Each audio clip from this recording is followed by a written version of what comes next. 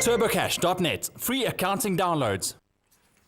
That's right, Ewan. On Saturday, the 17th of September, the world will be celebrating Software Freedom Day, and we're joined by Wayne Flint this morning from pink.co.za to tell us all about it. And you should have seen him a couple of moments ago when he saw that picture. It clicked in his mind what the answer was, and he totally had like a freak out session. He was like, that's what it is. So you know what it is now? So it's right in front of me. Do you have kids at home? Yes, I do. No, you can call them. Call them. No, that would be cheating. That would be cheating. That would be cheating. So no entry for you.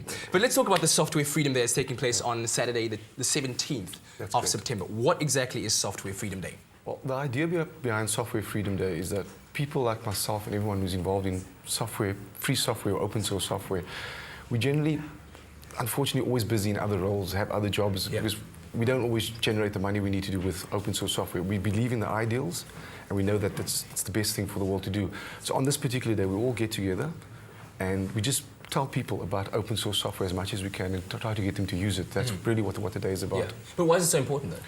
Well, it's there to actually free up economies. I mean, I chatted to you earlier about Brazil. They've got a very, very interesting project at the moment where they were spending almost close to $1 billion just in software licensing fees every year. And they've now greatly reduced that by just switching everything to open source. And with that, they've created more jobs and education. And like I said, they've got a 9% economic growth in the climate at the moment where no one else really is growing. We're talking 9% economic growth that can be attributed to open source software development. Not just, but just that those ideas of thinking of let's change things. Let's not go the old tried and trusted ways. Let's be different. And like I said, Brazil, China, India, these are the countries that are actually doing that at the moment. And they're sort of leading it out there. Another initiative they have is that they have the same education issues we have. What they've done is they've taken every household that needs one, they've given them a PC with an affordable internet connection. People were supposed to pay this back with a nominal rate.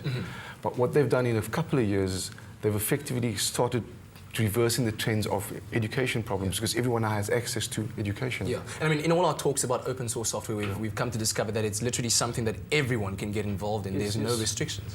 Look, I always tell people, whatever field you're in, go online, find the open source package that's there and just start using it. And by using it, you'll see that even if it's not up to scratch of what you want, then get involved in the project. You don't have to be a programmer. You can just start working with them and telling them, we need these features, what would this be, what would that do? And that's how open source moves. So how do people get involved, other than getting onto the net and then Googling, let's say, open source software spreadsheet, like we said last week? How can you actually get involved actively in this Software Freedom Day awareness? Well, what we're trying to do with TurboCash at the moment is invite people to come to TurboCash.net. If you have ideas or you're actually involved in some free software at the moment, come to us and give us an idea of what you would like to see on that day. And maybe we're actually looking to promote people's software, so maybe we want to get you here on Expresso yourself and talk about your package. If you have a package that you've designed. We were talking about that earlier on, about if you have the talent and if you're able to program and you're able to develop a program that serves a certain kind of need, is there a way of actually making money out of it and making a living out of it, so to speak? Look, I mean, most of the ones, like I mentioned, Facebook, most of those started with open source principles, so you could make a lot of money from there. When you're using open source, you're not restricting yourself to license fees. Like, if Facebook, for instance, was done on non-open source, they never have got that big because they would have to keep paying royalties, and that's the problem.